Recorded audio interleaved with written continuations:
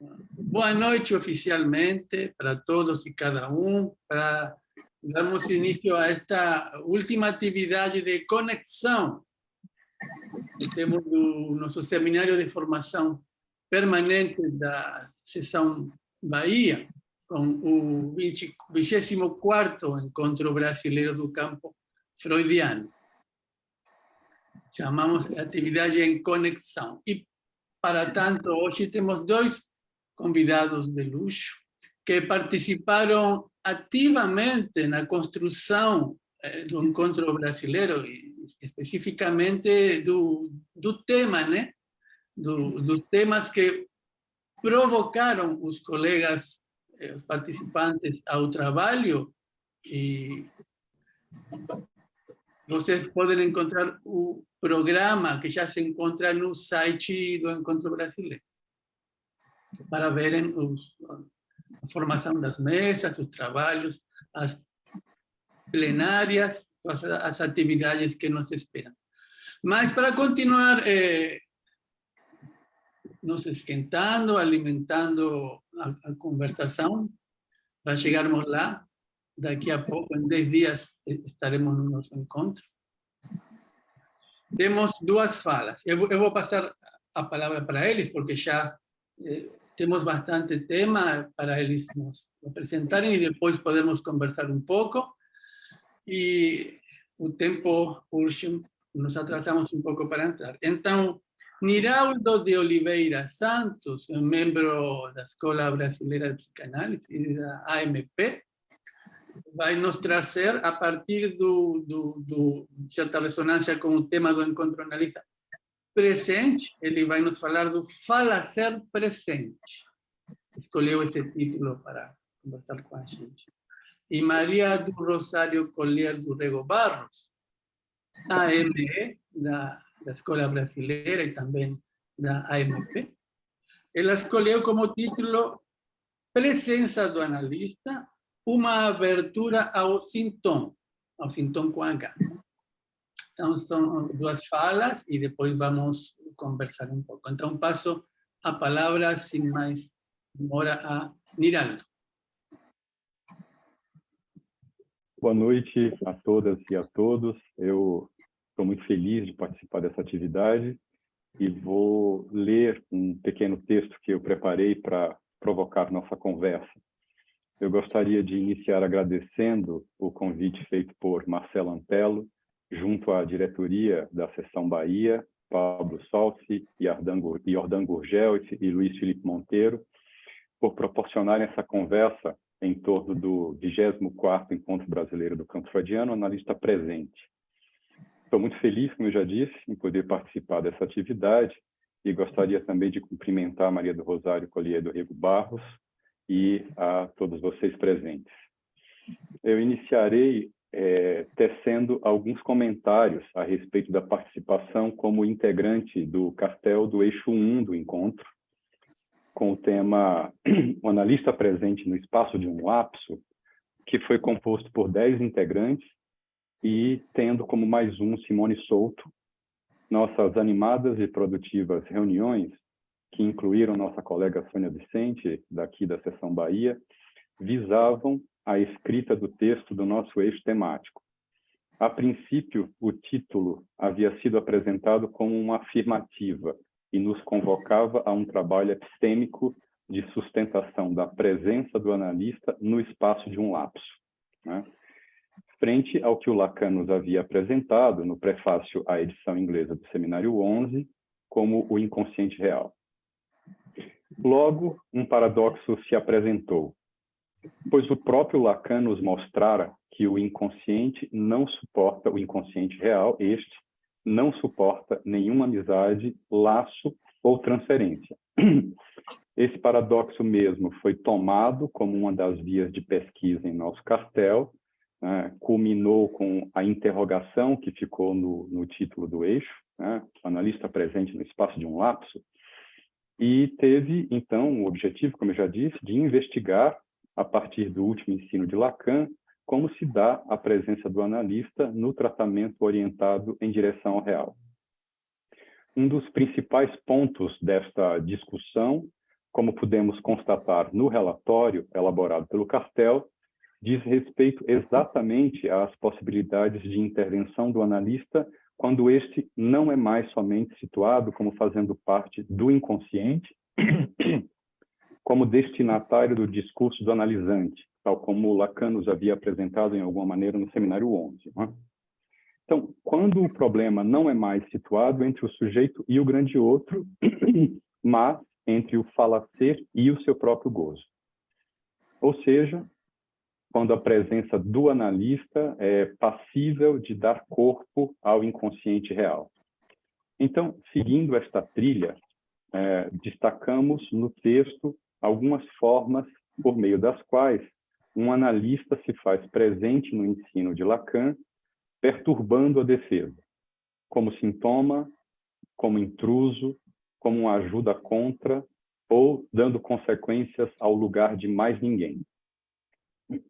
Eu gostaria aqui de retomar este ponto, ou seja, a presença paradoxal do analista na clínica do falacer e dar ênfase a esta última proposição ao lugar de mais ninguém, tal como nos foi apresentada por Lacan e retomada por Jacques Miller. Antes, eu farei uma breve incursão sobre o que nos apresenta Stella Solano Soares em seu livro 3 Segundos com Lacan, um subtítulo que eu dei, tirado do livro dela, O Fora de Sentido Radical. Então, durante os trabalhos do Castel, o livro da Stella Solano esteve em nosso horizonte como o que ilustrava bem as nossas discussões. Nele, a autora expõe sua radical experiência de ter iniciado a análise com Lacan no momento em que ele apresentava seu seminário O Sintoma, o 23, e estava às voltas com a clínica borromiana. Suas entrevistas preliminares se deram enquanto Lacan, de costas, diz ela, manipulava nós, cordas e câmaras de ar. Stella Solano já havia passado por uma experiência de análise em seu país de origem. Desta vez, com Lacan, não estava em questão falar de sua estúpida existência. Ela era conduzida a viver o avesso da experiência do discurso do mestre. As sessões com Lacan eram, para ela, absolutamente traumáticas. A fugacidade da sessão a reduzia ao espaço de um lapso e sua operação de corte afiado, cirúrgico, furando os enunciados, levavam-na a fingir a passagem da palavra à escrita. Assim, Lacan furava o que ela acreditava que era a prática psicanalítica fundada pela associação livre. Cito a Stella Solano. Jogando com o equívoco, o analista fazia ressoar outra coisa do que havia sido dito com a intenção de dizer. Fecha aspas. Implicando em uma maneira diferente de escrever o que se ouve e transformar a operação analítica em um exercício de leitura. Ela diz, dando aos enunciados a consistência de estofo, de matéria, de fio e de corda, sobre a qual se trabalha para isolar o significante sozinho, sem carregar nenhum sentido. A esse preço tem-se a oportunidade de tocar o real. Retomo aqui um exemplo exposto por Stella Solano, quando a intervenção do analista faz ressoar as marcas do gozo de La Língua. Abro aspas.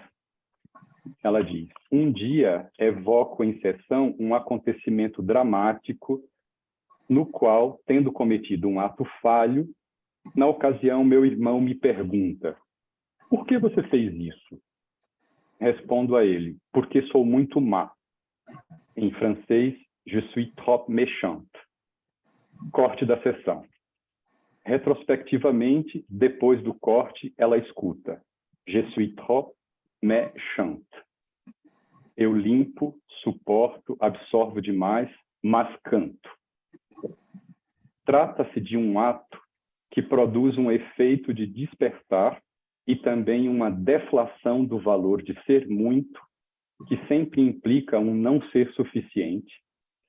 Ela diz, no lugar do je suis, eu sou, Stella Solano faz a interpretação que permite escutar et suis, limpo, suporto, absorvo, esse verbo em francês, remetendo, diz ela, etimologicamente a exucare, que implica espremer o suco, a seiva, o sumo. Diz ela, neste caso, a seiva do gozo de la língua com a qual o corpo se goza.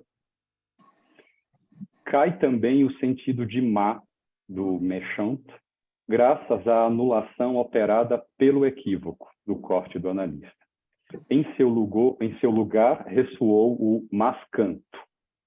Este corte na sessão a reenvia a um acontecimento de corpo muito precoce. Ela diz, talvez o primeiro. Stella Solano tinha cerca de 2 anos, já fazia uso da palavra. Sua mãe cantava uma canção de ninar enquanto sua cabeça repousava sobre seu peito.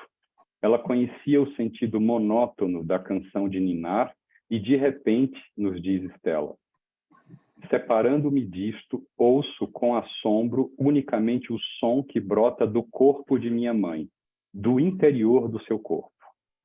Fecha aspas. Até então, os sons emitidos por sua mãe eram, para ela, exteriores ao seu corpo e sua boca. Naquele instante, ela descobrira que o corpo de sua mãe era uma caixa de ressonância, como os instrumentos musicais feitos de bambu, típicos dos povos nativos de sua região de origem. Ela diz, fui capturada por uma sensação de felicidade e conectada por uma viva emoção, comovida pelas delícias dos sons que saíam do corpo de minha mãe e que, pela minha orelha, ressoavam em meu corpo. Fecho aspas. Esse momento onde a língua percutiu em seu corpo foi posteriormente recoberto por ficções de linguagem. Aparece aqui a presença do analista como furo traumático, como traumatique, fazendo vibrar as ressonâncias da língua. Mas e do lado do analisante? Pergunto. Podemos dizer que surge aí o lugar de mais ninguém? Eu vou retomar uma pequena passagem da Odisseia, de Homero. Então, o subtítulo Odisseu e o Cíclope. Em alguns momentos do seu ensino, Lacan retoma a passagem da Odisseia, onde Odisseu, em seu caminho de volta para Ítaca, é capturado por Polifemo, um cíclope, filho de Poseidon. É o modo como Odisseu, que é um trickster, um astucioso, né? É o modo como ele consegue se desembaraçar do cíclope que chama a atenção de Lacan. Destaco este fragmento da obra de Homero. Cíclope, perguntas meu nome famoso. A ti eu direi, e tu dá-me um regalo como prometeste. Ninguém é meu nome. Ninguém denomina-me a mãe, o pai e todos os outros companheiros. Isso falei, e ele logo respondeu-me com ânimo impiedoso. Ninguém comerei por último, dentre seus companheiros, os outros antes. Esse será teu regalo. Falou e, após reclinar-se, caiu de costas e então deitou-se, o encorpado pescoço de lado, e dele o sono dominatudo apossou-se. Então empurrei a estaca embaixo do monte de cinzas para esquentá-la, com palavras a todos os companheiros encorajava para ninguém recuar de medo. Eles, após pegar a estaca de oliveira afiada na ponta, empurraram-na no olho, e eu, erguido sobre ela, girava como um varão fura a madeira do navio com furador.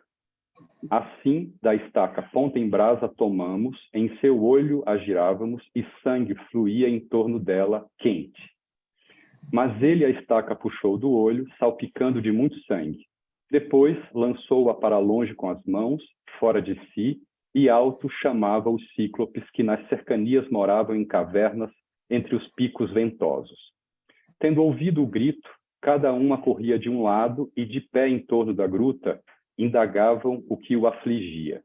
O que, Polifemo, tanto te perturba para assim gritares através da noite imortal e tirar-nos do sono? Amigos, ninguém tenta com ardil. Eles, em resposta, falavam as palavras plumadas.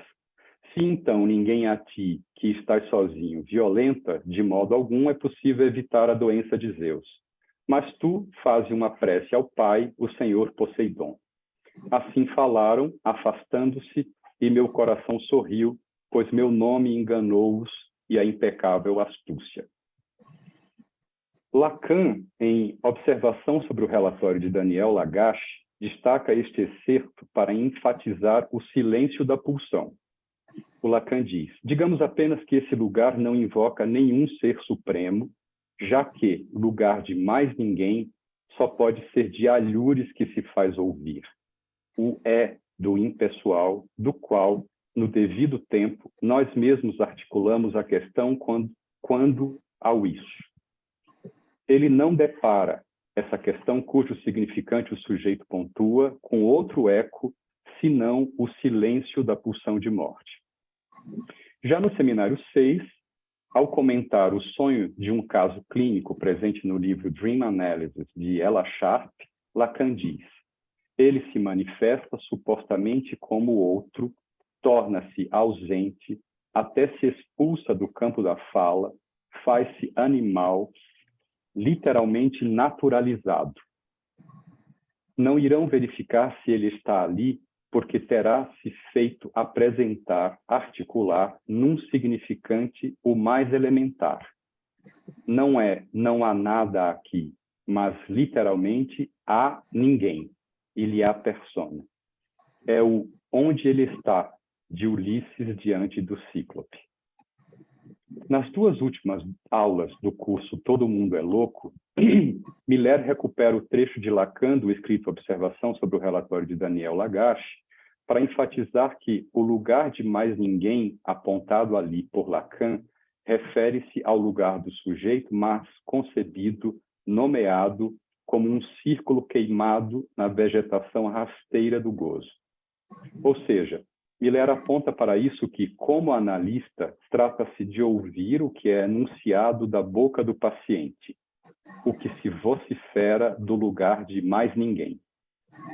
Aqui também Miller nos lembra que dizer todo mundo é louco é uma vociferação lacaniana que só se resolve pensando no lugar de mais ninguém. E nos diz Miller, e que gozo, verdade e loucura são um trio de nomes que devem ser colocados no lugar de mais ninguém. Estas passagens, ao meu ver, nos remetem ao sintoma como acontecimento de corpo como central na clínica do falacer. O analista, presente com seu corpo e com seu ato cirúrgico, visa fazer surgir e dar consequências a esta presença paradoxal do falacer, que por um espaço de um lapso é lugar de mais ninguém, ausência de ser.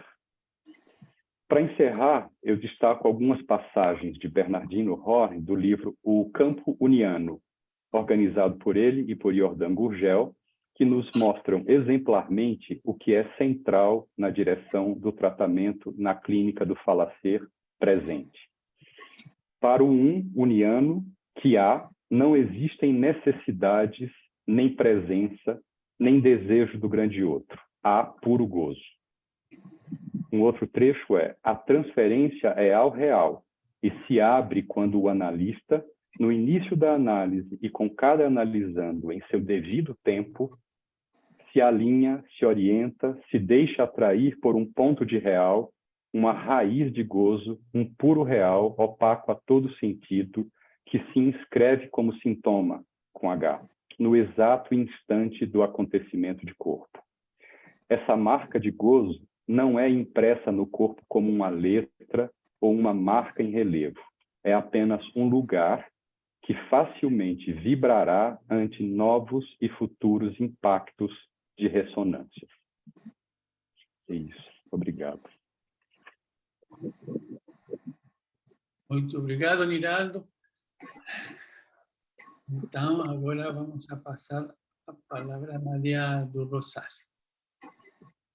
Agradeço a Marcela, que me fez o convite, e a diretoria da Seção Bahia, por poder participar desse seminário de formação permanente, que tem sido sempre um espaço tão importante para a nossa formação na PP, né, em cada sessão. Eu nunca tinha vindo à Sessão Bahia, então estou feliz de estar aqui hoje, para essa nossa conversa.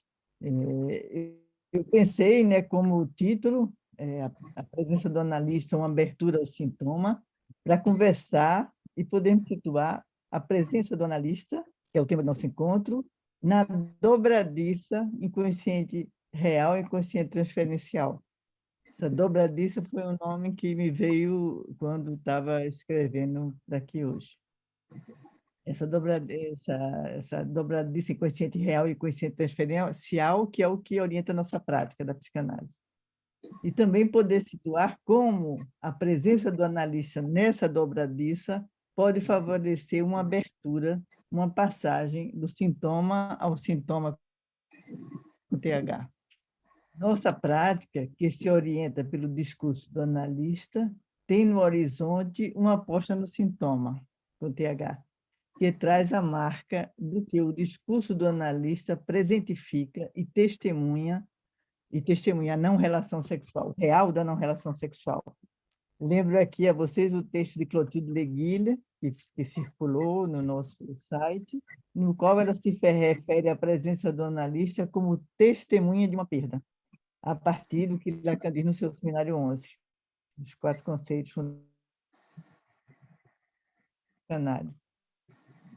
Ciente que se manifesta, o que se perde, só toma consistência se e somente se há uma testemunha de seu surgimento.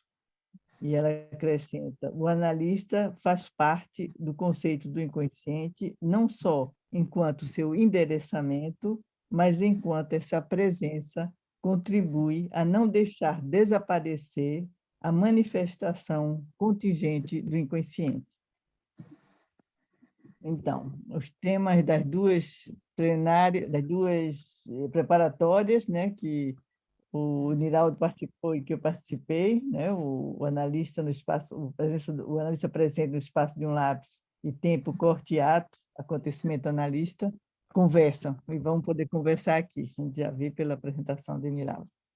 Então, quando Lacan afirma em seu seminário 23, não há relação sexual, ele traz uma questão. Não há relação, se não há relação, como podemos pensar o laço que se estabelece entre os seres falantes? Ele traz o paradoxo entre a relação que acontece e a não relação que se experimenta quando há encontro. Isso ele trabalha bastante na aula de 17 de fevereiro de 76. Então, começo com essa pergunta. Como é que isso se efetiva no encontro com o analista, no trabalho de transferência? Trago uma pequena vinheta clínica. Uma paciente me procura, dizendo de antemão que busca um apoio, uma terapia, e tem um certo receio em relação à psicanálise, sobretudo a análise lacaniana. Precisa de acolhimento e tempo. Uma das sessões iniciais fica indignada após o corte da sessão. Traz sua indignação na sessão seguinte, anunciando que pensa em não dar continuidade aos atendimentos. Nessa segunda sessão, novo corte. Quero dizer, a sessão não obedece a um tempo cronológico e fixo, prefixado, controlável pelo relógio. Digo em determinado momento de sua fala e de suas queixas, digo assim, importante parar aqui e poder se perguntar o que faz a diferença entre falta e carência. Essas duas dimensões estavam sendo trazidas como a mesma coisa e alimentando um impasse nas suas relações mais próximas. Na sessão seguinte, ela traz o efeito dessa intervenção, totalmente surpreendente para ela, dizendo, como são a mesma coisa? E logo anunciando o efeito que teve sobre ela e sobre os impasses que estava vivendo, essa diferença entre carência e falta. Na sessão seguinte, novo corte na equivalência que ela fazia entre corte e ruptura. Estava presente também nos impasses de suas relações profissionais e afetivas. Ela volta dizendo que procurou nos dicionários e é a mesma coisa. traz, ao mesmo tempo, o efeito que teve sobre ela diferenciá-lo, o que a autorizou a dizer não. E lhe permitiu interromper uma relação profissional que estava prejudicando o próprio trabalho, e dizer não também numa relação afetiva, o que permitiu uma nova modalidade de encontro. Essa paciente está podendo tirar novas consequências da função do corte em sua vida, ao poder experimentá-lo sob transferência e mesmo, podemos dizer, como causa da transferência. Corte e acolhimento, paradoxalmente, podem estar juntos. Essa experiência também me surpreendeu na forma como ela pôde trazer os efeitos do corte na sessão, ao qual ela mesma resistia de saída, porque lhe parecia contrário ao acolhimento. Ela diz: mudou alguma coisa sem que eu possa compreender por quê. Podemos abordar essa vinheta de várias maneiras. Eu gostaria de abordá-la pelo viés da relação sintoma e inconsciente, ou seja, o que tem a ver a presença do analista com a presença do inconsciente, ou abertura ao inconsciente, e que essa presença dá outro valor ao sintoma que aparece na queixa como um desfuncionamento, um incômodo, um desarranjo que a faz sofrer. Hoje vemos o surgimento de práticas terapêuticas diversas que operam a partir de uma disjunção entre consciente e sintoma, que degrada a dimensão mesma de sintoma e de inconsciente, que o surgimento da psicanálise como um discurso inédito introduziu na possibilidade de leitura do sofrimento e dos impasses do ser falante. Henrique Lohan tem um texto sobre os efeitos dessa disjunção que sempre nos leva a interrogá-la e nos convida a atualizar a relação inconsciente que se toma para sustentar a prática da psicanálise. A disjunção é feita quando o sintoma é reduzido a um desfuncionamento a ser corrigido e o inconsciente reduzido a um cálculo previsível, um determinismo automático. Os textos de Henrique Lohan se intitulam O Delírio de um Inconsciente Sem Sintoma e O Delírio de um Sintoma Sem Inconsciente, publicados em espanhol no seu livro El Sentimento Delirante da Vida, na coleção Diva. Podemos dizer que a relação inconsciente e sintoma é um efeito da presença do analista, que extrai consequências do dito de Lacan: todo mundo é louco, quer dizer, delirante. E não quer dizer que todo mundo seja psicótico, mas que todo mundo, ou seja, cada qual, à sua maneira, deve dar um tratamento ao que não existe, ao que não se escreve para ninguém, de uma relação complementar e proporcional consigo mesmo e com o outro. Introduzir o cada qual já é fazer uma quebra no todo, na consistência de uma totalidade. Lacan joga com todo mundo delira para fazer um contraponto ao ideal sanitário de saúde mental. Lohan se refere a esse contraponto dizendo: o que existe é o real do sintoma e sua articulação problemática à leitura possível dele através do inconsciente. O inconsciente é o que impede de encaixar o sintoma em uma língua comum, em uma classe. O ponto real do sintoma é o que não encaixa nos esforços de classificação, a presença da produção, a presença de um gozo que traz a marca da contingência. Vemos hoje se proliferar a nomeação de síndromes diversas para tentar dominar e explicar fenômenos que não cessam de escapar ao seu domínio. A dimensão do inconsciente muda a maneira de acolher e lidar com esses fenômenos ao considerar a divisão do sujeito e os paradoxos do gozo. O real do sintoma tem a ver com a maneira como o significante repercutiu no corpo, produzindo um gozo sem sentido, e exigiu uma modalidade de tratamento para esse choque que deixou marcas. Há um real que articula sintoma inconsciente e dá lugar à função do corpo, trabalho mesmo de decifração. A disjunção sintoma inconsciente reforça a ideia de um sujeito unitário, O corte se insere em uma temporalidade lógica na qual o tempo para compreender ganha uma outra dimensão a partir do instante de ver, no qual se presentifica uma rachadura. O tempo para compreender, que advém daí, abre para uma conclusão enviesada, como diz Lacan na releitura que faz do tempo lógico em seu seminário. Na vinheta que trouxe, eu pude localizar, como no instante de ver, a rachadura entre carência e falta, entre corte e ruptura, aconteceu, no instante de ver, na vinheta que trouxe, eu pude localizar como, no instante de ver, a rachadura entre carência e falta e entre corte e ruptura, aconteceu algo que abriu para um tempo para compreender diferente do que a paciente esperava. Podemos dizer que a levou a uma conclusão enviesada sobre o que a perturbava e a levava a pedir ajuda. A conclusão que subvertia a própria leitura que vinha fazendo daquilo que fazia sintoma para ela naquele momento, e a levava a experimentar, de forma nova, um desarranjo em sua vida entre solidão e laço, que estava sendo apontado como depressão e até mesmo com o diagnóstico de TDAH, porque ela tinha perdido a concentração e o foco no trabalho. Onde incidiu o corte? Essa é uma pergunta que retorna assim. O corte pode incidir entre S1 e S2, suspendendo o que havia sido construído como saber, sustentado pela fantasia.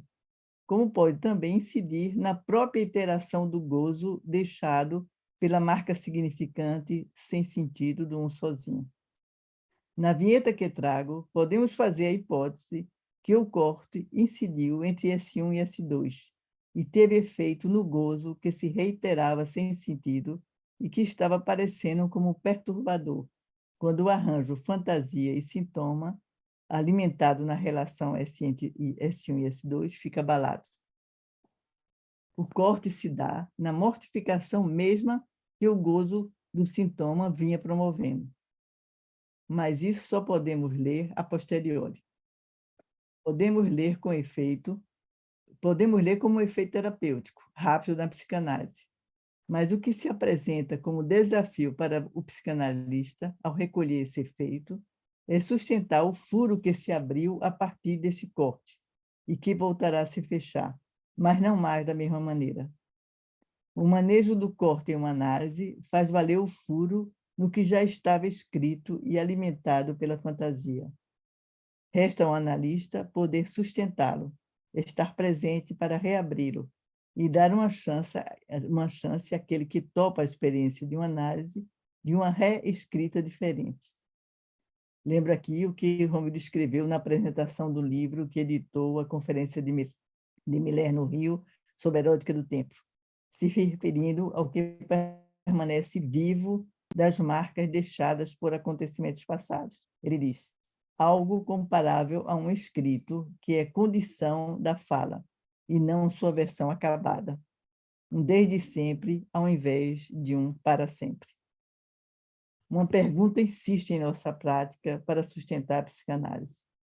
Como o inconsciente continua podendo servir à leitura do sintoma? E que abertura ele oferece para os impasses vividos por cada um entre seu corpo, seu gozo e os significantes que habitam nele?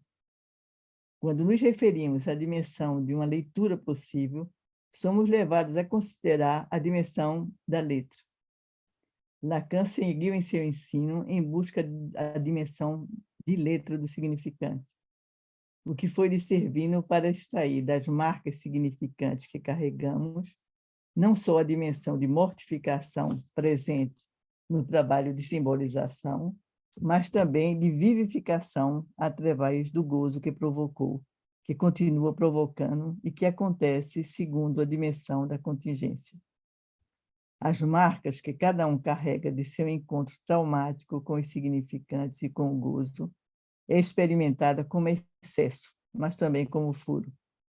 Daí a escrita de Lacan do traumatisme, que encerra excesso e furo, em francês, o trop e o trou. Em seu seminário 21, Os Não-Tolos Erram, Lacan dá ao objeto A uma dimensão de letra e escreve o furo e suas bordas. Lembro isso aqui para sombrear como o inconsciente, referido à dimensão de letra do significante, traz a marca do excesso e do furo e necessita do sintoma para fazer algo com isso. É na lógica borromeana que Lacan vai poder ler a relação sintoma-inconsciente a partir do real de um furo, que abre para enlaçamentos diversos e singulares. Não será jamais possível reduzir o inconsciente a uma explicação ou uma forma de enlace fixo e imutável na vida de alguém. O consciente estará em referência aos furos, aos tropeços, aos fracassos, que deixaram algo aberto com o qual podemos nos conectar ou reconectar para abrir perspectivas, para reescrever como estilo o que seria um destino implacável. Inconsciente e sintoma podem se articular a partir desse ponto de abertura, ao qual devemos sempre estar atentos. Lacan pôde extrair de sua prática como analista uma outra dimensão do inconsciente e do sintoma que o levou a uma nova escrita, in-revue, unbewusst, tropeço para o inconsciente, e sintoma com TH para o sintoma. Essa nova escrita traz algo novo na articulação sintoma-inconsciente e permite considerar um além do inconsciente, como fez Jacques Lamillet em seu curso sobre o parceiro sintoma. No além do inconsciente, o sintoma, com TH. O além do inconsciente não é sem o inconsciente. O sintoma carrega a marca do real de um tropeço, de uma não-relação, que, no entanto, é o que permite que o encontro seja suportável. A dimensão da contingência nos serve de orientação para pensar a relação inconsciente-sintoma. Ela sempre esteve presente na abordagem da formação dos sintomas que trazem a marca do inconsciente. O determinismo, a repetição, a insistência em um modo de gozo, tudo aquilo que se escreve como necessário está atravessado pela contingência. Quando Lacan traz à tona a dimensão do inconsciente como tropeço, a dimensão da contingência ganha um novo lugar. Ela aparece não só apontando para a forma como interfere naquilo que se torna necessário, fazendo parte dos determinismos implicados na causalidade psíquica a ser decifrada, mas aponta também para os tropeços como pontos de abertura para o movimento de separação e invenção. O trabalho de transferência se apoia no real contingente que articula sintoma inconsciente e que estará sempre presente no avesso da suposição de saber. Daí a importância de acolher os paradoxos, os equívocos que têm chance de acontecer sob transferência, que, ao mesmo tempo que a sustenta, deixa também aberta a porta para transformá-la. Lembrando Lacan na proposição de 9 de outubro, quando diz que a transferência não se liquida, mas se transforma. Na nossa comunidade analítica, temos a experiência de como ela se transforma em transferência de trabalho. E é o que hoje a gente aqui está experimentando. Isso aí. Muito obrigado, María do Rosario. Bom, antes de passar a palavra para que já possamos começar a conversação, só vou fazer um breve comentário, porque me tomou a surpresa. Ouvindo o Niraldo e afirmações contundentes dele, vou citar algumas aqui. Inicialmente, a questão do contraponto já não se trata do sujeito com o outro, senão falacer com o gozo. Por aí, o analista, a partir daí, dando corpo a esse inconsciente real, com a função de perturbar a defesa, ele nos fala de sessões traumáticas e o ilustra. Quando ele falava nesses termos, o que ressoava em mim era a suposição, mas tudo bem, ela com Lacan, a suposição de uma transferência bem instalada para aguentar, suportar essa dimensão traumática. Eu ia acompanhando por aí.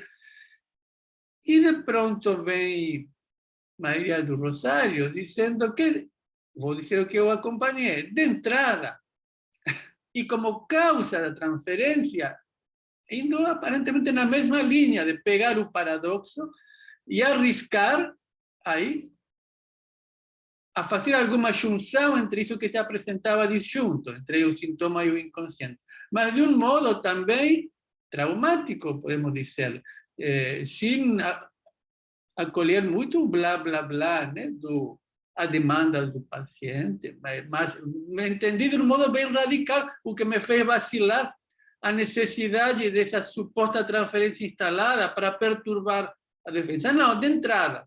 Bom, queria colocar isso só para abrirmos para a conversação. A ver quem se candidata.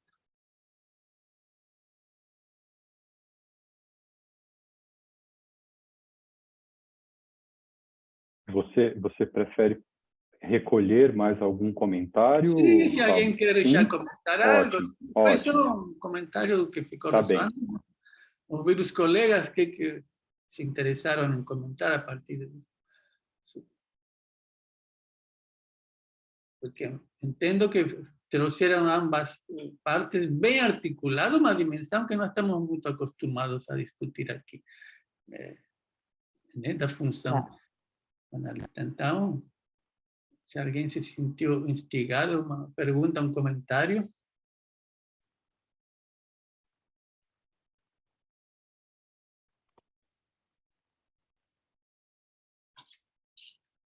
Bom, se não, enquanto pensam, podemos, sim, se já querem comentar algo a partir disso, vamos conversando então. Aí vamos abrir. Tá bem, quem sabe demais se animam a entrar na conversa, não? Bom, é bem interessante, Pablo, isso que você fala, né, desse modo mais cortante do analista aí. Mas, sem dúvida, é muito interessante no trecho que eu citei ao final, que era uma referência do Bernardino, ele vai dizer ao seu tempo, né? Ou seja, no atendimento com o paciente ao seu tempo. E, obviamente, eu também enfatizei que a Estela Solano já havia passado por um período de tratamento no seu país de origem. Ela, quando chega em Paris, ela fica meses ligando toda semana para o consultório do Lacan para conseguir marcar uma entrevista. E isso também dá uma ideia de alguém que sabia quem era o Lacan e quem era o Lacan daquele momento, inclusive. Embora isso não tenha retirado o caráter traumático das sessões curtas, cortantes, né?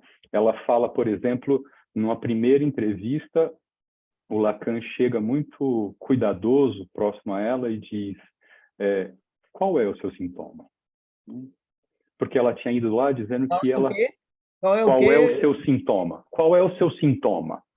Porque ela havia dito, no primeiro momento, que ela praticava a clínica no país de origem, na Argentina, mas ela tinha dúvida se o que ela praticava era psicanálise e ela queria ser uma analista. Mas aí o Lacan pergunta pelo sintoma. Qual é o seu sintoma? Então, isso é uma coisa importante, que me parece que a Maria do Rosário destaca bem isso, né? Que é a importância do sintoma como sendo aquilo que é o fio de uma análise, né? Eu acho que o analista lacaniano, com esse aparato que nós temos hoje, que é o ultimíssimo ensino do Lacan, que nos mostra que uma direção de uma análise visa o real e que ele nos mostra também que deixemos o sintoma ali no que ele é, que é o acontecimento de corpo, isso nos dá uma indicação, né, de para onde dirigir uma análise, mas o como fazer isso nas entrevistas preliminares e nas análises que que duram, como diz o Jacques Alain Miller, é algo que entra absolutamente aquilo que é o estilo de cada analista, o cuidado, obviamente, porque aqui nós não dispensamos o diagnóstico, né? Não se dispensa o diagnóstico.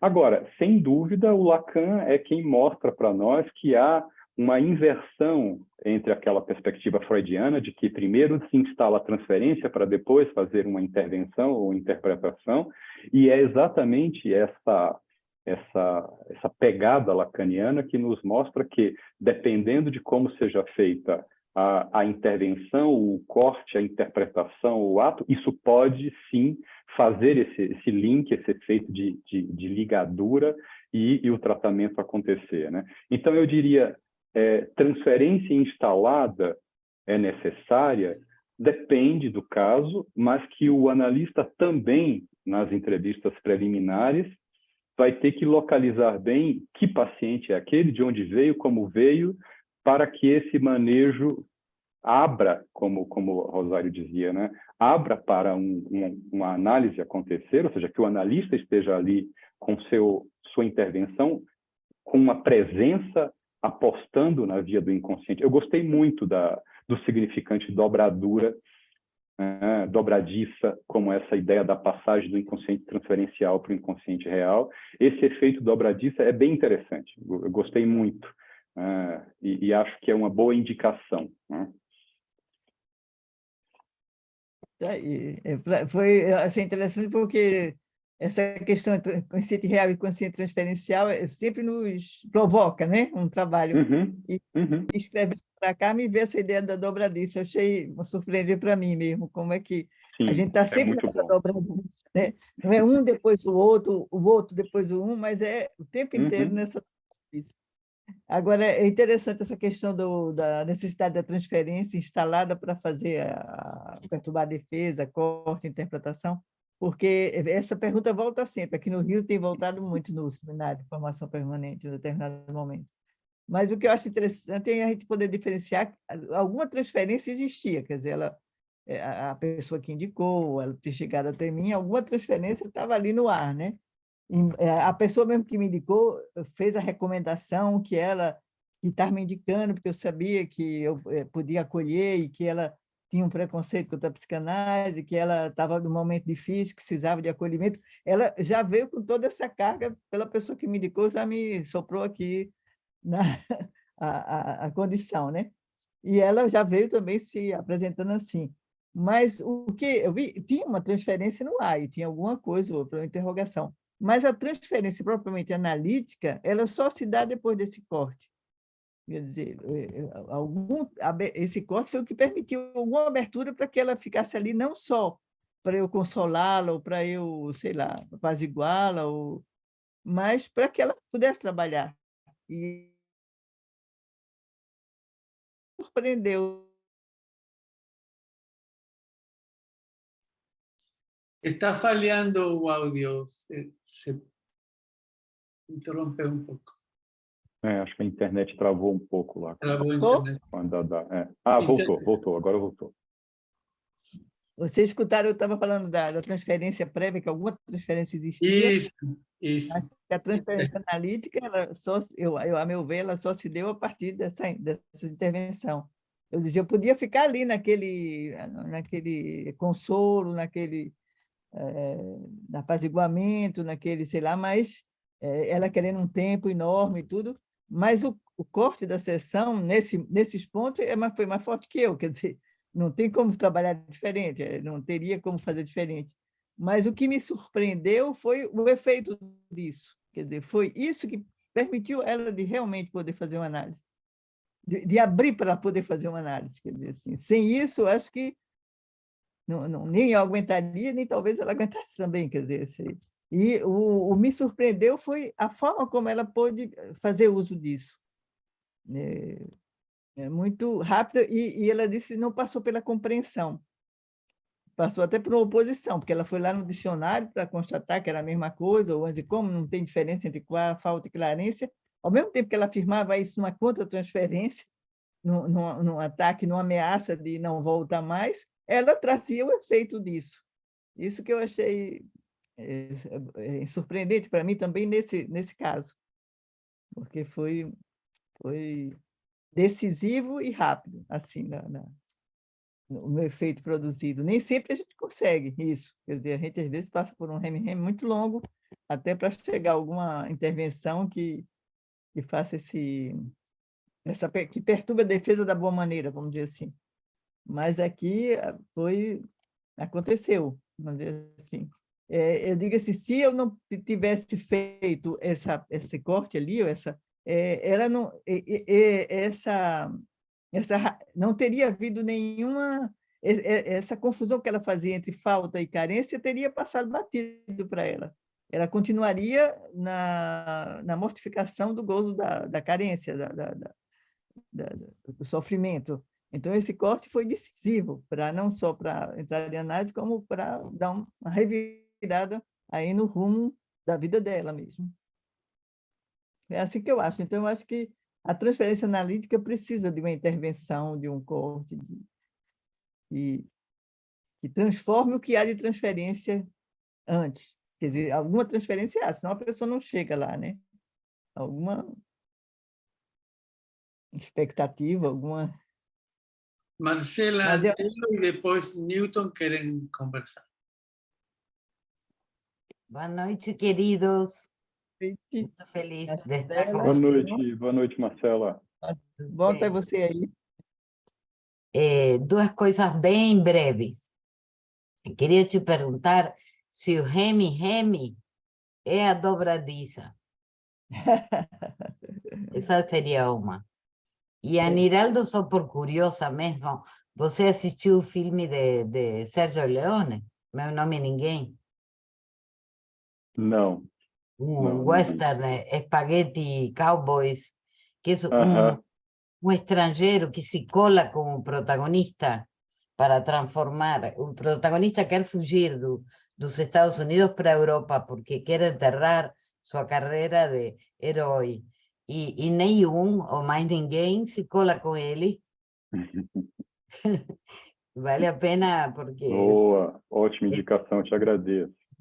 Foi inspirado pelo Polifemo e a história da Odisseia, pero é fantástico, é fantástico. Se chama Meu Nome é Ninguém, o filme. Isso. Muito obrigado, Marcela. Então, e o remi-remi é a dobradiça? Eu acho que o remi-remi só é dobradiça se tiver a presença do analista ali. Agora, como ele vai se fazer presente é que é variado. Quer dizer, nem a presença, o corte, as intervenções, a escuta, o final da sessão, tudo isso vai inserir alguma coisa no remi-remi. E aí o remi-remi pode se transformar em dobradiça. Mas se você ficar acomodado no remi-remi, nada acontece. Isso eu vejo por mim também. Muitas vezes eu me instalo no remi-remi. Quer dizer, tem um remi-remi que é difícil você mexer. Mas se você se instala ali, aí realmente não há análise possível. Eu acho que tem alguma... Para ser dobradiça, tem que ter uma presença em ato, seja como for, do analista. E ter remi-remi? Hã? E ter o remi-remi? Oi? O analista presente e o remi-remi. Por isso, dobradiça. Sim. Tá certo. Sim, é a repetição, é a sessão após sessão. É isso aí. Dobradiça não tem dois lados, na porta e no alisar, acho que chama, não? A dobradiça está. Interessante nesse caso é porque a cada vez que ela vinha, que ela ainda está no início, no ano, ela dizia que não ia mais, que pensou em não continuar mais. Ela começava as sessões sempre dizendo assim, pensou que não continuava mais. Até eu dizia, eu pensava que ela estava indo embora, mas não, ela dizia isso para dizer o efeito. E o efeito que não passava pela compreensão. Isso que é interessante. Não é que ela tivesse compreendido, ela estava se opondo, assim, que mostra para dizer, mas trazia o efeito bem contundente na vida dela. Un efecto que no encontraba en un diccionario, la respuesta. Oi? Un efeito que não encontrava no dicionário, a resposta. Exatamente, é isso. Newton Cerqueira quer comentar. Isso é interessante. Ela Boa provar noite. que era a mesma coisa para dizer que não era. Eu queria fazer um comentário justamente sobre a questão da dobradiça. Eu achei interessante quando Maria do Rosário falou, fez uma precisão com relação ao momento de concluir enviesado, instante de ver, momento de concluir enviesado. Eu penso que a presentificação do viés no momento de concluir, ou seja, a presença desse viés, que é um outro modo de ler e, portanto, um outro modo de escrever, é isso que é, homologamente falando, a própria dobradiça. Esse outro modo de ler é um outro modo de ler o que há de isso na dobra, a dobradiça, assim como o que se issa a partir dessa dobra, o que se eleva aí como discurso que vai dar lá suas voltas, os seus remes, emes, consoantes e assonantes. Então, de algum modo, essa aí é que se instala, tornar o viés operatório é o que há de analítico na transferência. Esse é o comentário que eu queria fazer. Muito bom, isso aí. Você e a Marcela estão indo na mesma direção, de dialetizar essa dobradiça, de várias maneiras. A dobradiça está em vários lugares, né? E está a dobradiça com o gozo e o significante, isso aí. Eu vou perguntar a Maria do Rosário, e já lhe passo a palavra a Jordão. Maria do Rosário, a partir do que o Niraldo traz do se deixar atrair, né? E se sua intervenção, a leitura mesmo, foi a partir de ir justamente no modo dela fazer junção, no modo dela dizer, onde junta a falta com a carência, mas sin esperar que se repita un significado, sino simplemente pelo modo dela costurar, você já produziu corte nesse modo de dizer. A pergunta se era por aí. E Jordão quer falar. Alô, alô, Maria do Carmo, Niraldo. Excelentes apresentações. Maria do Rosário. Eu achei interessante o destaque que Pablo fez, fazendo esse contraponto, porque a noção que nós temos da direção do tratamento a partir do conceito de real e do falacer passa por esse destaque que Niraldo fez de tomar um como puro gozo, não é? Mas que esse do puro gozo, que é um ponto de real que vai apontar para a transferência. Mas isso é só tomado no só depois, é só identificado no só depois. Porque esse ponto de real de puro gozo é sem sentido.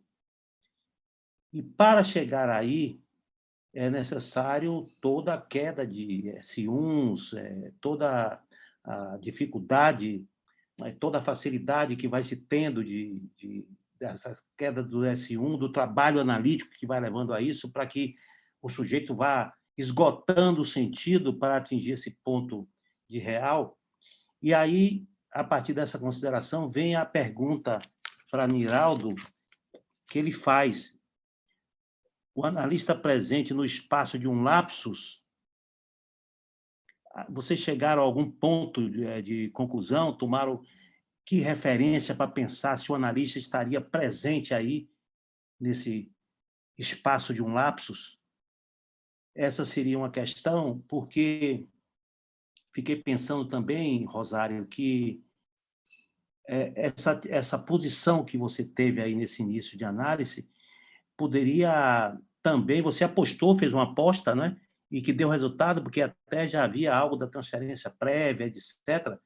Mas o sujeito também se defronta aí com uma falta de opções para dar sentido a esse ponto de real que poderia afastá-lo da análise, poderia abandonar, fazer com que ele abandonasse. Então, foi uma aposta grande que você fez e que, felizmente, deu resultado. Mas poderia também acontecer isso, né, desse ponto de real ser tão real que faz o sujeito não ter nenhuma resposta significante para dar conta, né? Vai, Niraldo. Pode falar, quer falar primeiro? Não, eu estava pegando Pablo e Jordão, eles vão também na mesma Sim. direção. O que é interessante porque esse falta e carência, como você disse, como é que isso ressoou para mim? Quer dizer, como isso? Logicamente que teve um desenrolar na sessão para que eu pudesse localizar como ela estava fazendo de forma indiferenciada, e o que é importante é como o que eu localizei, nisso estava o sofrimento dela, porque ela estava aprisionada à dimensão de carência, e por várias situações contingenciais da vida dela nesse momento, inclusive com pandemia, com tudo, mas ela reduzir a falta à carência é o que estava sendo dramático e mortificante para ela. Então, não foi tão assim aleatório quando eu fiz primeiro, que eu já tinha escutado a confusão e o efeito de mortificante dessa confusão para ela. Eu, quando apostei, não foi no vazio, foi numa aposta de jogador sem apoio, vamos dizer assim. Não foi uma... Quando eu falei, eu não sabia qual seria o efeito, mas eu não podia deixar de apontar isso em nome do próprio quebra do sofrimento dela, em nome do que ela bem pode estar procurando ali como acolhimento. Quer dizer, eu não poderia acolhê-la sem fazer essa disjunção entre falta e carência. E isso era que cortava a mortificação dela. Então, acho que o efeito foi também tão rápido, porque incidiu lá na mortificação e deu um alívio a ela, porque o efeito que ela trouxe depois foi de um alívio enorme, um alívio que mudou os impasses mortificantes e sem saída da vida dela. Então, eu acho que, nesse caso, não foi uma coisa aleatória ou uma aposta sem apoio. Foi a partir da escuta, da confusão e do efeito dessa confusão para ela. E que a gente pensa, isso é uma coisa decisiva, a diferença é a falta e carência, a gente aprende isso na psicanálise cotidianamente, né? Então, eu também estava alerta para esse ponto. Mas nela tocou no ponto, só tocou porque eu tinha escutado o efeito de confusão e de mortificação para ela, essa confusão, falta e carência. Portanto, como a dimensão da falta separada da carência abriu os horizontes dela nas relações de impasse que ela estava vivendo. Isso aí, eu acho que eu respondi aos dois, né? E eu acho que é só no a posteriori. O a posteriori é que tem dimensões diferentes no tempo, mas é sempre no a posteriori, quer dizer, no a posteriori da minha escuta também. Eu precisei escutar durante uma sessão, não é que eu cortei a sessão em 5 minutos, não. A sessão teve uma duração, mas o que eu não podia deixar de localizar é o corte nesse ponto. Não é só o tempo cronológico da sessão, se era maior ou menor, mas é o ponto em que foi feito o corte, que eu acho que teve efeito, que era o ponto de mortificação dela. E esse corte produz um lapso onde se filtra um saber que ela não sabe. Sim. Uhum. Aparece, você não sabe o que está dizendo, há um saber aí que você não sabe. E em termos de pergunta, qual a diferença entre um e outro? Que ela passava por cima, né? Não, mas eu digo, o que essa confusão estava apoiada numa crença fantasmática dela também. Claro, claro, sem dúvida, sem dúvida. Ao longo da vida e da existência, né? Essa coisa, Mas e aí... é uma manobra que coloca o saber do lado dela, claro. Né? Sim. Ela que vai em busca disso, né? Ela que vai me dizer o efeito. O efeito que ela trouxe me surpreendeu, tanto quanto a ela. Não foi um efeito da compreensão. Ela diz mesmo isso. Isso foi interessante. Não foi que ela compreendeu, foi que bateu, ressoou no corpo dela, ressoou no laço dela. Isso aqui é interessante. Não é uma coisa da compreensão, cognição, é uma coisa de outra ordem, mas que registra uma rachadura, quer dizer, ver a falta de carência entre os dois, tem um instante de ver ali, uma rachadura ali entre os dois. E aí é que ela pode encurtar o tempo de compreender para uma conclusão enviesada. Conclusão enviesada é Lacan que usa. Eu adoro essa expressão dele no Seminário 21, 9 de abril. Conclusão enviesada. Achei fantástico isso. Vou entrar, então, na conversa também. Jordan, te agradeço pelas questões.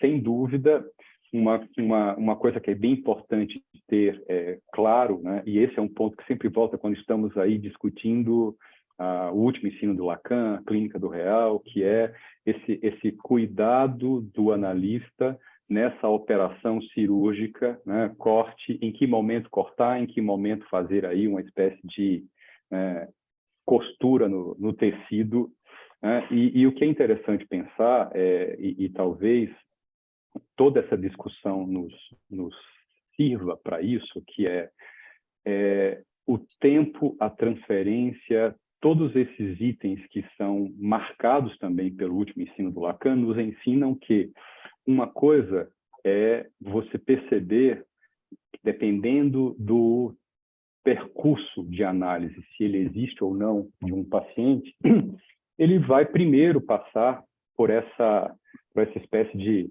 fazer amor com a verdade e esse trabalho de significantes. Agora, se nós estamos advertidos que a direção do tratamento visa o real, nós vamos trabalhar também com isso sem que, e nesse ponto me parece bem interessante o que a Rosário traz com relação à dobradiça, que o analista vai advertido disso, de que a análise se dirige ao real, mas ao mesmo tempo é necessário que haja uma espécie de produção, né, das variedades, ou seja, as verdades se mostrem e caiam, né, para que seja possível surgir algo digamos, do real ou do inconsciente real. Porque se a gente pensar, o próprio Lacan diz, por exemplo, no Seminário 19, ele fala: não acessamos o referido real, senão no e através do impossível que somente o simbólico define. Ou seja, a gente tem o simbólico, o discurso e as palavras como essa ferramenta, como esse instrumento que vai ser usado. Daí, no 23, ele já vai dizer, como é que é? É unicamente pelo equívoco que a interpretação opera. É preciso que haja alguma coisa no significante que ressoe, também marcando aí a importância do significante. Então, para que seja operado um corte, todos esses fatores são levados em conta. Mas nós, com esse aparato do último ensino do Lacan, né, temos que ter claro que isso nos ajuda a fazer com que as análises que duram, elas não fiquem na eternidade. Né? Não fiquem Sim. na eternidade que, se deixar, acontece. Ou numa hipnose ao avesso, né? Analistas hipnotizados pelas variedades que aparecem, né? Então, Não com se relação... né? Não se esgota os significantes, Não se continua. esgotam os significantes, mas é também por meio dessa ferramenta discursiva que é possível, a partir de um corte ou de um ato, fazer algo do real surgir. Para isso, né, daí você perguntava sobre as nossas conclusões do cartel do eixo 1. É interessante, e aí só retomando um ponto, nós trabalhávamos a respeito dessas questões do analista presente no espaço de um lapso, que era o tema do eixo 1, mas o eixo 2 já tinha como tema, como a Maria do Rosário trouxe, que era tempo, corte e ato. Então, a gente trabalhava com essa coisa do analista presente no espaço de um lapso, mas não podia entrar muito no tema do ato, porque era do eixo 2. Como não entrar? Então, essas duas coisas, esses pontos, eles andam juntos, né? Então, por exemplo, para que o analista esteja presente no espaço de um lapso, ele vai ter que dar corpo, né, encarnar o objeto ou sintoma e sustentar um ato. E só depois, como a Rosário mostrou no caso que ela trouxe, só depois que nós vamos verificar isso, né? Então, sobre essa presença do analista no espaço de um lapso, eu prefiro dizer que o que nós concluímos, isso vai ter 2 momentos no encontro na semana que vem que esse tópico retoma, né? Em 2 momentos, exatamente com esse título. Mas eu prefiro dizer que se trata de uma presença paradoxal. Por quê? Né? Frente ao surgimento do inconsciente real, trata-se de algo da ordem do ato. E na ordem do ato, não há um sujeito em um outro. Né? E se assim o é, né, não há uma presença do analista tal como nós concebemos a presença transferencial, mas, por outro lado, para que um ato seja sustentado, é necessário um analista presente com seu corpo. E a gente se depara com isso, por exemplo, numa diferença que já foi muitas vezes discutida por nós, que é a diferença entre sustentar o silêncio num atendimento online e de sustentar o silêncio na presença dos corpos, digamos assim, que faz com que a gente perceba a diferença de um corpo presente, sem que a gente precise ficar nas interjeições, enfim, mostrando que a ligação não caiu, por exemplo, né? Que a ligação, sei lá, internet, o telefone. Então, me parece bem interessante pensar nessa via, nessa perspectiva que é claro que nós temos que ter muito cuidado com as entrevistas preliminares, porque nós não dispensamos o diagnóstico e nós temos que saber se trata-se de um corte ou de uma sutura. Por outro lado, advertidos de que uma análise, para que ela não seja infinita, eterna, ela visa, né, se dirige a esse ponto de real, como Lacan nos mostra, né, é por aí que se intervém. Eu vou só falar um pouquinho mais, depois passo a palavra para vocês, que eu me empolguei, porque lembrei de uma coisa que, na preparação desse pequeno texto, eu li alguns capítulos do livro que se organizou com o Bernardino, que, aliás, recomendo para todos, o Campo do Uniano, porque tem um capítulo que se chama O Mistério e um outro capítulo, A Encarnação, e que vai mostrar muito bem algo que o Lacan apresenta no Seminário 19, que é a respeito do e do significante bífido, né? Então, o Bernardino trabalha e me esclareceu muito a respeito, que é, quando o Lacan fala do né, esse que, inclusive, o Miller representa com o de um algarismo romano, tem esse efeito, né, de trauma e de muito, que a Maria do Rosário também nos trouxe, né, o traumatismo e o traumatismo, ou seja, instala um furo, mas também tem um excesso. Entre o em romano, que é do significante o furo do trauma, que é o 0, e depois uma contagem, né, 1, 2, 3, assim por diante, tudo isso que o Lacan chama de a linguagem como sendo a lucubração de saber sobre a língua, são as tentativas fantasmáticas, sintomáticas, que utilizamos para dar conta desse excesso ou furo do trauma. Então, por que uma análise opera reenviando o paciente para este ponto? Exatamente porque, como eu trouxe um pouquinho exemplificado a partir da Estela Solano, é que dirigir o tratamento para este ponto é fazer com que o paciente possa se deparar com todos esses arranjos equivocados que são feitos ao longo de uma vida, né? Ou seja, dessa linguagem que é posta para recobrir, ou seja, todas as estratégias que vêm para recobrir o furo, né? O Miller, no curso Série 1, ele diz não há relação sexual. A partir daí, o 2 já é um delírio.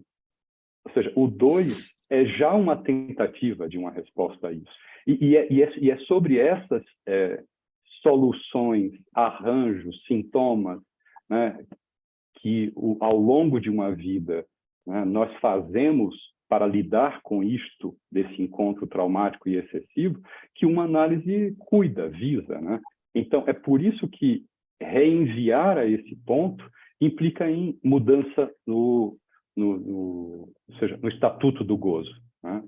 E me parece que aponta para uma direção muito precisa de uma análise com o último ensino de Lacan.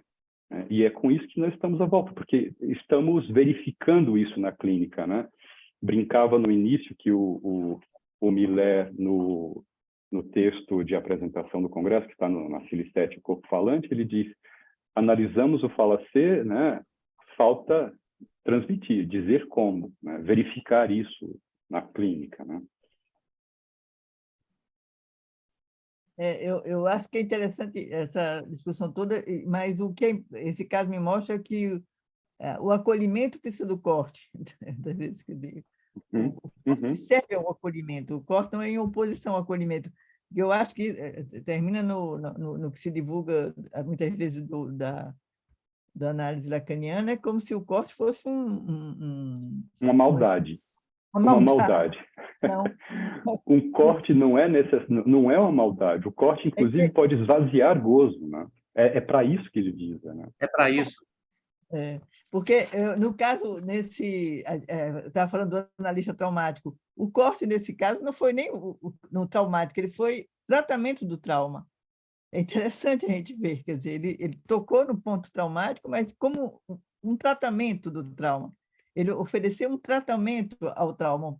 Ele não gerou angústia, ele gerou uma retificação do sujeito. Isso que é importante, esse caso me ensinou muito, quer dizer, a gente pode dizer que o analista foi traumático porque produziu angústia, que muitas vezes acontece e faz parte do processo, mas aqui foi um tratamento do trauma. Ele tocou num ponto traumático, doloroso e mortificante dela que abriu, que fez respirar. Então, a gente precisa reconsiderar os efeitos do corte, né? E as modalidades de corte. Outra pergunta que eu me faço é se isso seria possível online, isso que aconteceu. Eu teria sido atravessada certamente por essa confusão que ela fazia entre carência e falta, porque o sintoma dela estava muito ancorado aí, estava ancorado nessa confusão. Então, certamente, eu também poderia ser sensível a isso na escuta online e tudo. Mas eu acho que o manejo disso fez toda a diferença de não ser online, de ser presencial. Tem toda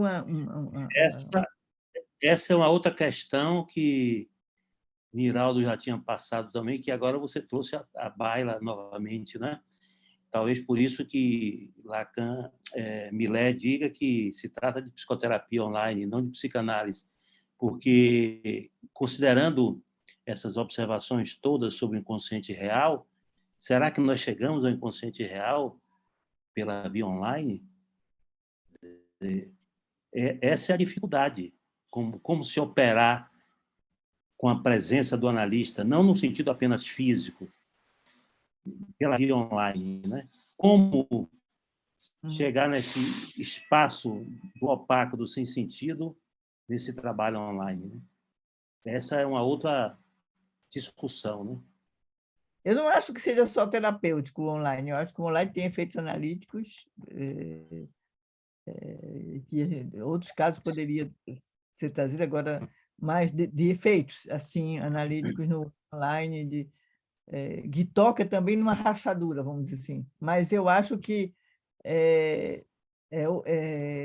tem algo que não substitui a presença do analista em corpo, né? O corpo ali, pequenos detalhes ali do manejo, abrir porta, fechar porta, levantar, o ato de levantar, tudo isso eu acho que tem efeito, não é sem...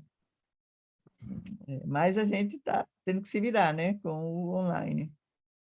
Porque o corte pode ser até levantar, né? Exatamente. Exatamente. Basta... Mexer com o sapato no piso e sair andando tem esse efeito, né? Eu acho que tem algo aí que a gente não vai poder dispensar, não. Espero que o Covid não volte dessa forma avassaladora que está voltando agora. Quer dizer, dizem que esse se propaga mais rápido, né? E a gente já está tendo que voltar a usar máscara no consultório, tudo, já tinha dispensado isso tudo. Mas eu acho que a presença do analista no corpo é outra coisa, é outra poder respirar e praticar diferente, é importante. E tem uma outra coisa, né, nesse mesmo campo, é só um comentário breve, Pablo, que é orientar a clínica em direção ao real, tem também uma articulação direta com até onde o analista levou sua análise, né? Eu ia falar exatamente isso. Até onde o quê? O que Niraldo traz é o que eu ia comentar justamente, ouvindo os dois trabalhos e as vinhetas que vocês nos trazem sobre a intervenção, sobre a leitura e sobre o que tão afiado está esse bisturi. Indubitavelmente tem que ter-se feito amor com a verdade o suficiente para esvaziar isso, para poder ler o que resta disso e ter o que se chama o bisturi afiado mesmo, a cirurgia. Precisão não é de qualquer modo, há que ter todo esse esvaziamento que o Niraldo diz até onde chegou o próprio analista com sua análise. Sem dúvida, isso faz a diferença para que os tempos das análises também possam ser de uma outra ordem, né? Os dois trabalhos me ensinaram claramente isso. Bom, gente, estamos 15 para as 11, para as 10. 15 para as 10. Agora aqui está bom. Alguém quer comentar algo mais? Então, quero agradecer as intervenções que foram, que abriram, que trouxeram a luz aí ao que eu tinha dito, escrito. Obrigada, Marcela, Jordan. Também agradeço. Muito obrigado. Muito obrigada. Vai ser quente o nosso encontro, viu? Vai. Muito quente. Nós que agradecemos. E, bom, para quem ainda não se inscreveu com essas duas apresentações, estão em tempo para continuar acompanhando a conversa no encontro brasileiro daqui a uma semana. Mas que instigam. Muito obrigado, então. Obrigado, boa noite. Obrigada, Boa noite, Niraldo. pessoal. Obrigada, Tchau, Dai. até mais. Tchau, tchau. Tchau.